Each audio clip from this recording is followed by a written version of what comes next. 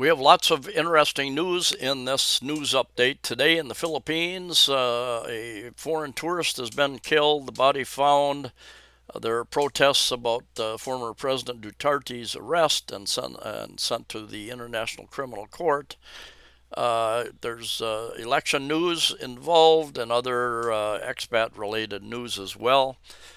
Uh, so anyway, the protests, the former President Duterte still has a lot of loyal supporters here in the Philippines. He was arrested when he returned back to Manila and sent off to the Netherlands at the International Criminal Court. There are protests around the country about that. I was in college during the Vietnam War protests and observed how quickly they can get out of hand. There were, I think, at least once a week, if not twice a week, we would have bomb scares. They would close the buildings and the classes down, and yeah, they quickly got out of hand. Protesters went down and closed the freeways, a number of different things. There was a bombing at a National Guard armory that did some damage to equipment. So anyway, it's something to be aware of, and don't get involved in politics here in the Philippines. Stay away from the large protests because they could become violent. You just never know what's going to happen. People in large crowds are unpredictable. Anyway, let's get into the news. Have several stories here. So jumping over to the Freeman, which is part of the Phil Star setup here. Anyway, pro and anti-Duterte groups react to his arrest. Former president arrested and flown off to the Netherlands by the ICC, International Criminal Court. And there are degrees of group protests around the Philippines. Duterte still has a huge popularity, from my understanding. Just the people that I talk to always did through his presidency, pretty much.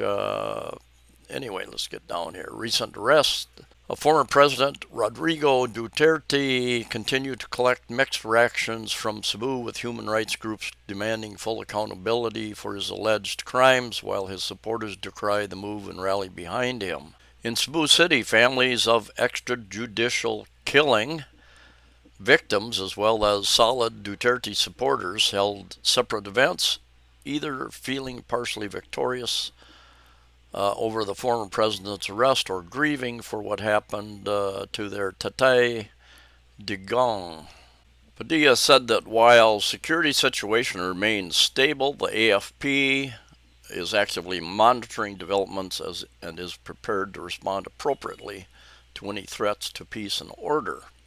Jumping over to the Sun Star, PNP units on heightened alert following FPRRD's arrest. Supporters of former President Duterte, gathered at Plaza Independencia, a large park down near the ports on Cebu City, for a candlelighting ceremony and prayer, many in tears. And PNP placed all its units on heightened alert in light of possible security challenges. And let me go down here a bit. PNP Public Information Chief Colonel Randolph Tuano said the PNP nationwide was placed under heightened alert status effective March 11th amid possible civil disturbances, rallies, mass actions that may follow the arrest of Duterte. Police units were also directed to establish and intensify border control points and prepare civil disturbance management contingent to ensure peace and order and public safety. Duterte was arrested upon his arrival in the country on Tuesday morning, March 11th, from Hong Kong, based on an arrest warrant issued by the International Criminal Court amid its ongoing investigation into alleged crimes against humanity committed during the implementation of the country's bloody drug war. The former chief executive was flown to The Hague, northern Netherlands, shortly before midnight. Meanwhile, an open letter addressed to PNP Chief General Rommel Mabril from junior police officers is currently circulating following Duterte's arrest. And this is interesting. The Philippines has history, like all nations do. And anyway, the hypocrisy of this worst administration will go down in history. We, the junior officers of the PNP, are very saddened and angered by this very hypocritical act by our government against former President Rodrigo Duterte. What is happening to our country? Sabay, sabay, nalang ba tayo lulubag? I think. Today in history, we'll mark the worst nightmare for our country, where dissent is a mortal sin and where public service is of no moment. I'm not going to try to pronounce that. The anonymous senders of the letter, who identified themselves as honorable men in uniform, said that what just happened was for the personal interest of those in power and those aiming to seize power. They said the state of morale of all uniformed service is at its lowest in these times. And here's the rest of the statement. If you want to read through that, you can stop the video and read through that. But I'm a student of history, got a history major, and well aware of changes in governments around the world throughout much of my life. I read international news, most interested in international news from when I was very, very young. I would turn the newspaper to the international news section. So I'm pretty aware of the many issues with governments and changing of governments around the world, coups and such. And that is one of the fears in this case, I guess. If the military, many years past, got involved in this type of thing. And here's another picture of a protest. This is just happening. There's a lot of people talking about, a lot in the news, and a lot of different opinions about this. ICC takes custody of Duterte. The International Criminal Court has formally taken custody of former President Rodrigo Duterte as it prepares to schedule a hearing in due course for his initial appearance. Another article in the Phil Star: Australia issues travel advisory amid possible unrest in Philippines.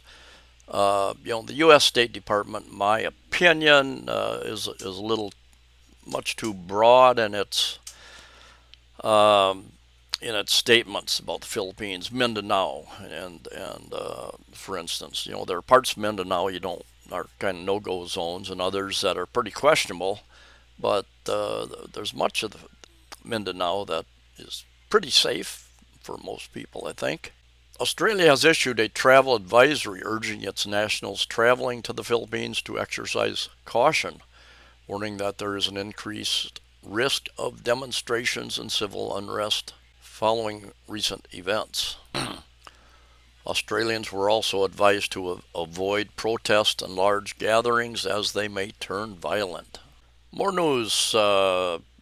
Over to the Sun Star again. Slovak national found dead in Boracay, and appears that she has been raped. A female Slovak national was found dead in an abandoned chapel in Aklan, Malay Aklan.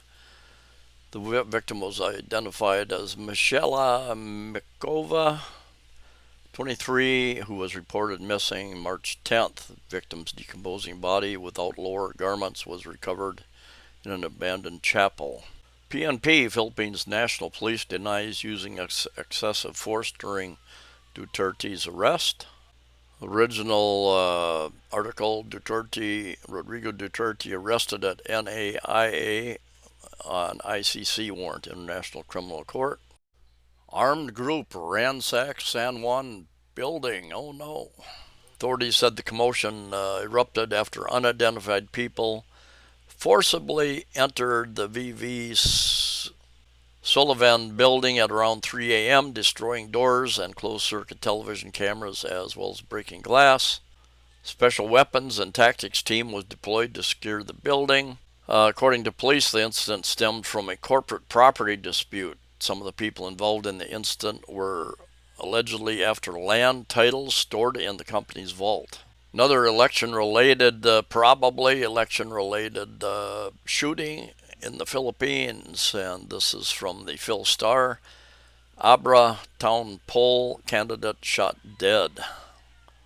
And yeah, it happens here in the Philippines. Around the world, a municipal council seat aspirant was killed in an attack by unidentified assailants in Pilar, Abra on Wednesday afternoon.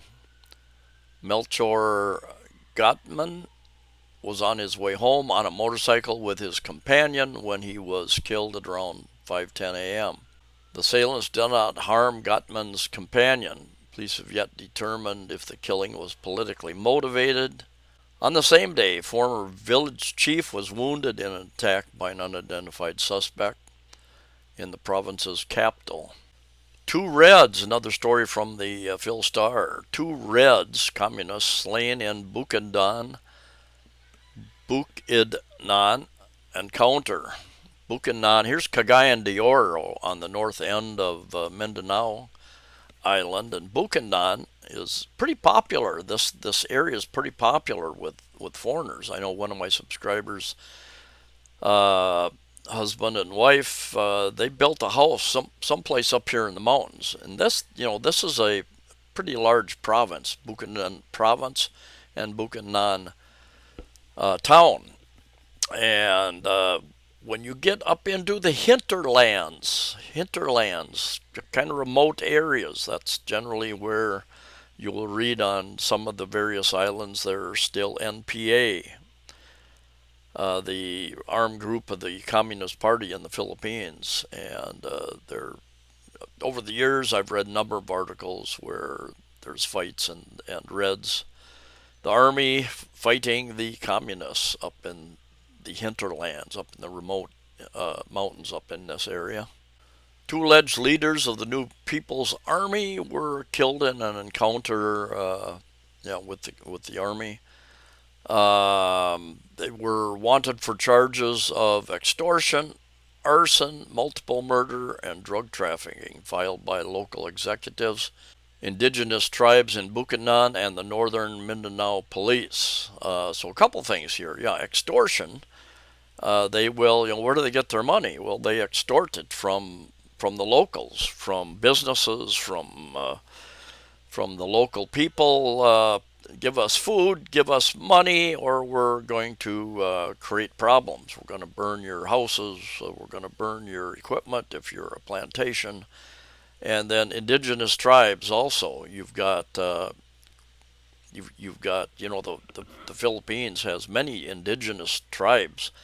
And so you've got families, and you've got clans, and you've got tribes, and then you've got provinces, and then you've got the local governments, and the provincial governments, and the federal government involved there. The troopers were responding to reports about a group of men extorting villagers when they were attacked by the rebels. Gunmen set fire to health center. Houses in Maguindanao del Sur. Boy, I tell you, gunmen set fire to the health center and 7 houses in Barangay Malingao. I'm not going to try to pronounce all this. Maguindanao del Sur on Monday, March 10th. Occupants had earlier fled due to the presence of armed men in the area. Municipal officials and barangay leaders reported on Tuesday, March 11th, that more than 200 villagers were forced to relocate to safer areas 2 days before the incident, after the same group fired on their homes with M16 and M14 assault rifles. Police investigators and traditional moral leaders believe the arson attack was intended to embarrass re-electionist Mayor Empatuan Sr., who also serves as chairman of the multi-sector Sharif Agwak Municipal Peace and Order Council. Army and police officials are currently looking into claims made by displaced villagers that the mayor's bid for a second term is being contested by a candidate with armed supporters who are not affiliated with either the Moro National Liberation Front or the Moro Islamic Liberation Front. Both fronts have separate peace agreements with the national government. Actually, the villagers affected by these troubles are identified with the MILF. So yeah, another reason why you want to do some research. You meet a girl, and I know a couple friends I have that met a girl in Mindanao, South Mindanao, and went and visited. And yeah, most of you guys end up moving to wherever your girlfriend lives, and there are certain areas that are more risky than others. So you should take that into consideration. And here's a story that relates to the real estate industry here in the Philippines. 1,000 Pogo workers to be deported. And I'm sure it's either a little more or a little less at conveniently 1,000. Anyway, building I live in, 33 floors, condominiums, and about 430 apartment condo units in here, I believe. And that is, so 1,000 workers, if they put 2 or 3 or 4 people per, that is one large condominium that they're vacating. So that, and this is just one very small part. You're talking about tens of thousands, if not hundreds of thousands. At the peak, I think there was like 300,000 Pogo workers associated here in the Philippines, and 100,000, about 100,000 Filipinos and 200,000 foreigners is what I've read. And there's different numbers, different sources, but at the very least, you're talking about many tens of thousands. So you're talking about vacating hundreds of different condo, apartment buildings, subdivisions. They have found them taking up a big percentage of certain subdivisions as well when they've raided those. So big effect on the residential market here in the Philippines, as well as the office space. Presidential Anti-Organized Crime Commission is considering deporting more than 1,000 workers of Philippine offshore gaming operators, Pogos, still in their custody in the coming weeks. Some of the foreign workers are receiving medical treatment such as dialysis and HIV care, and it doesn't give me a breakdown of where they all come from. They would be mostly Chinese, but you would have Malays and Indonesians, Thais, Vietnamese, other nations as well, no doubt. Here on Friday, 7 Indonesian Pogo workers surrendered. Anyway, the big news today and in the coming weeks, I'm sure, is going to be the Duterte being arrested and sent off to the Netherlands to be tried in a criminal court, international criminal court. There are a number of countries that belong to that criminal court, which includes Philippines, countries like I think the U.S. and Russia, and a number of other countries tell them take their court and shove it, basically. And